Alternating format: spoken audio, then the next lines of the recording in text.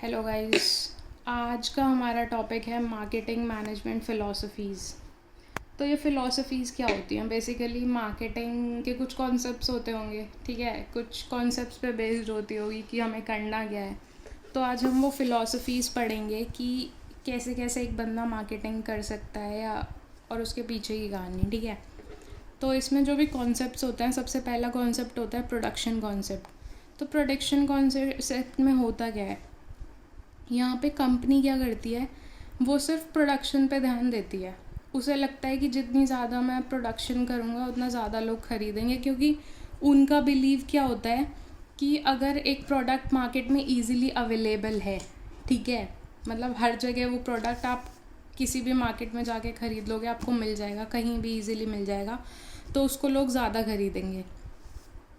तो अब देखते हैं क्या है यहाँ पे। Company believe is if product is inexpensive and easily available product, it can be easily sell out, ठीक है।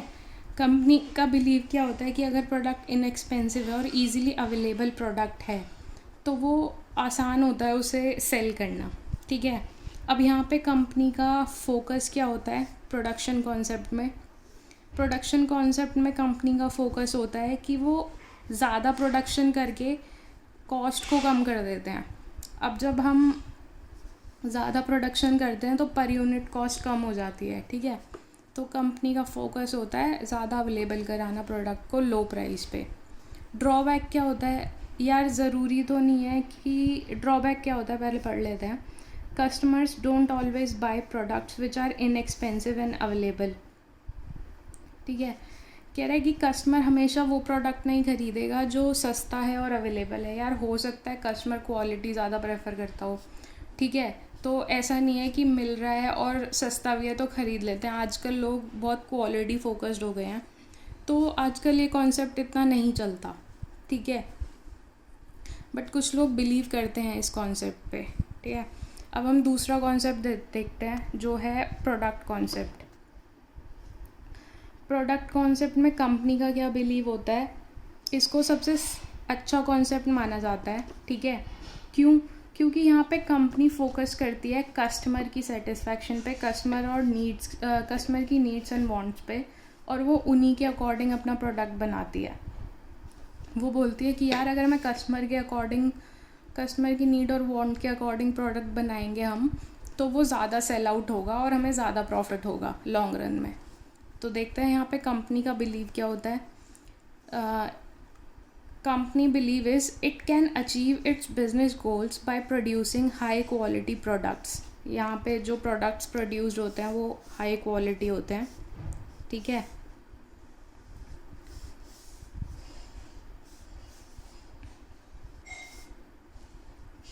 उसके बाद ड्रॉबैक क्या होता है? वो कहता है यार कि good quality is not enough force, customer will by only when they need it और वांटेड, ठीक है। अब यहाँ पे उल्टा हो जाता है, कहता है यार कई बार क्वालिटी भी मैटर नहीं करती, कस्टमर को जब वो चीज़ चाहिए होगी तभी वो ख़रीदेगा। यार मैं ऑलरेडी एक एप्पल फ़ोन यूज़ कर रही हूँ, ठीक है, अब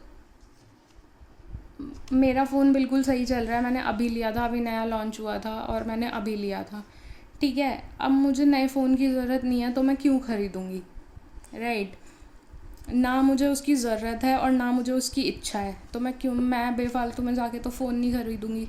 तो ये यहाँ ये सेम चीज़ कह रहा है कि ये सबसे बड़ा ड्रॉबैक होता है कि कभी कभार गुड क्वालिटी भी इनफ नहीं होती ज़्यादा सेल्स करने के लिए या अपने बिज़नेस गोल्स को अचीव करने के लिए। बट यहाँ पे फोकस गुड क्वालिटी और न्यू फीचर्स पे रहता है ताकि कस्टमर अट्रैक्ट हो और हमारा प्रोडक्ट ख़रीदे, ठीक है। अब थर्ड आता है सेलिंग कॉन्सेप्ट। तो सेलिंग कॉन्सेप्ट क्या कहता है? सेलिंग कॉन्सेप्ट में कंपनी का बिलीव क्या होता है? To make a customer buy a product, ठीक है। कस्टमर को भाई ये बिलीव दिलवा दो कि उसे इस चीज़ की ज़रूरत है और उसे ये प्रोडक्ट सेल कर दो, मतलब वो ऐसे हो जाए कि उसे लगे यार मेरे को ये ख़रीदना है, ठीक है।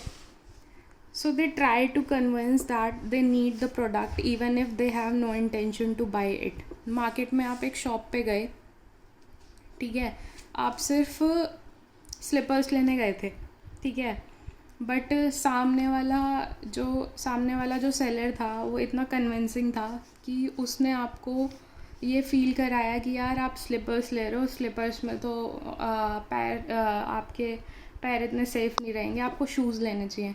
मतलब उसने आपको रियलाइज़ करा दिया कि आपको शूज़ की भी ज़रूरत है, और उसने अपना प्रोडक्ट आपको बेच दिया। मतलब आपको ऐसा लगा कि नहीं यार मुझे तो शूज़ भी ख़रीदने चाहिए, तो उसने आपको शूज़ भी बेच दिए। तो बेसिकली ये कॉन्सेप्ट होता है वो सेलिंग कॉन्सेप्ट। यहाँ पे फोकस क्या होता है, यूज़ एग्रेसिव सेलिंग, फोर्स कर रहा है बार बार खरीद लो, आपके लिए ज़रूरी है, आपके काम आएगा या आपको इसकी ज़रूरत है, ठीक है।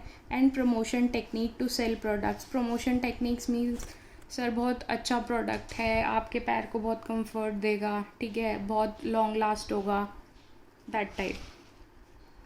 अब फोर्थ आता है मार्केटिंग कॉन्सेप्ट। मार्केटिंग कॉन्सेप्ट में फोकस क्या रहता है, कस्टमर सेटिस्फैक्शन सबसे पहला।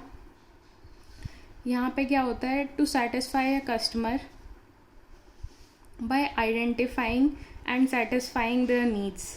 यहाँ पे सबसे पहले वो कस्टमर की नीड को आइडेंटिफाई करता है, फिर उसको सेटिस्फाई करता है, ठीक है। और यही सबसे बड़ा गोल होता है मार्केटिंग कॉन्सेप्ट का कि भाई कस्टमर सेटिस्फाई होना चाहिए, तभी वो दोबारा आएगा और तभी हमारा ये मार्केटिंग कॉन्सेप्ट सक्सेसफुल होगा।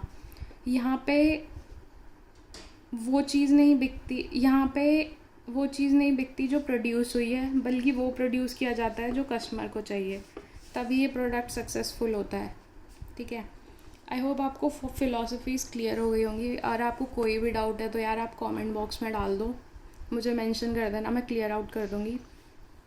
And thank you so much for watching the video.